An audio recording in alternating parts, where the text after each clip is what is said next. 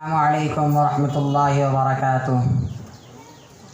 الحمد للہ رب العالمین والصلاة والسلام علی سید الانبیاء والمرسلین محمد وآلہ واصحابہ اجمعین ومن تبعهم بإحسان الى یوم الدین، اما بعد فاعوذ باللہ من الشیطان الرجیم، بسم اللہ الرحمن الرحیم، علمت نفس ما احضرت، صدق اللہ العظیم۔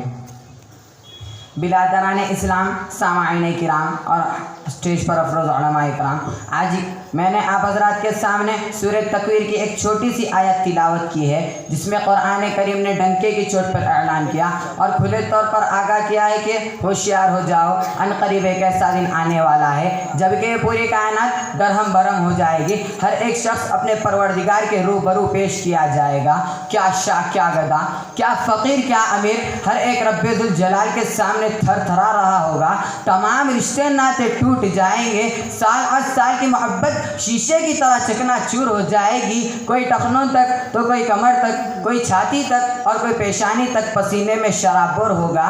ایک دوست جس نے اپنے محبوب کے لیے سب کچھ قربان کر دیا تھا اجنبی ہو جائے گا، آہ کیسا وقت ہوگا وہ جب کہ ماں اپنے دودھ پیتے بچے کو بھلا دے گی، سورج بالکل قریب ہوگا اور رب ذوالجلال اپنے پورے جاہ و جلال کے ساتھ موجود ہوگا، اعمال ناموں کا دفتر کھول دیا جائے گا اور یہ ناتواں کمزور انسان اپنے کیے ہوئے اعمال کا حساب دینے کے لیے دست بست سامنے کھڑے ہوں گے۔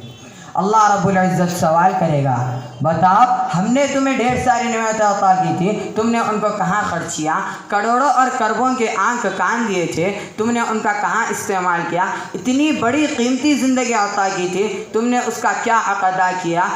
کھانے کے لیے پھل، میوے، انگور اور شیریں شہد، پینے کے لیے صاف شفاف دودھ اور میٹھے شربت عطا کیے تھے، تم نے اس کا شکریہ کہاں تک ادا کیا؟ اس سے سوال کیا جائے گا کہ پہننے کے لیے حریر اور ریشم خوبصورت دلکش جوڑے، رہنے کے لیے صاف ستھری فضا، سونے کے لیے بنگلے اور محلات، چلنے کے لیے گاڑیاں اور سواریاں دی تھی، ٹوٹ جائیں گے پھوٹ جائیں گے۔ بتا تو نے میری ان نعمتوں کو کہاں کہاں خرچ کیا؟ آیا عیش پرستی یا دنیا کی دلدارگی میں خرچ کیا یا میری اطاعت و بندگی میں لگایا؟ چھوٹی بڑی تمام نعمتیں، حتیٰ کہ ایک ایک سانس کے بارے میں پوچھو گی، اس وقت نہ کوئی زیادتی ہوگی اور نہ کسی پر ظلم ہوگا۔ الیوم تجزا کل نفس بما کسبت لا ظلم اليوم ان اللہ سریع الحساب۔ آج ہر ایک کو اس کے کیے کا بدلہ ملے گا، جیسا جس نے بویا ویسا ہی وہ کاٹے گا۔ فمن یعمل مثقال ذرة خیرا یرہ ومن یعمل مثقال ذرة شرا یرہ۔ اگر کسی نے رائی کے دانے کے برابر بھی نیک اعمال کیے ہوں گے تو وہ وہاں اسے دیکھ لے گا، اور اگر کسی نے رائی کے دانے کے برابر بھی برائی کی ہوگی تو وہ اس کے سامنے آ جائے گا، اس کے سامنے اس کے کرتوت اور کیے ہوئے اعمال ناموں کا دفتر کھلا ہوگا، جس میں چھوٹی بڑی تمام چیزیں درج ہوگی۔ انسان اسے دیکھ کر حیران ہو جائے گا اور چیخ اٹھے گا، ما لهذا الكتاب لا يغادر صغيرة ولا كبيرة الا احصاها۔ میرے اس اعمال نامے کو کیا ہو گیا؟ اس میں تو کوئی ایسی چیز نہیں جو لکھی نہ ہو۔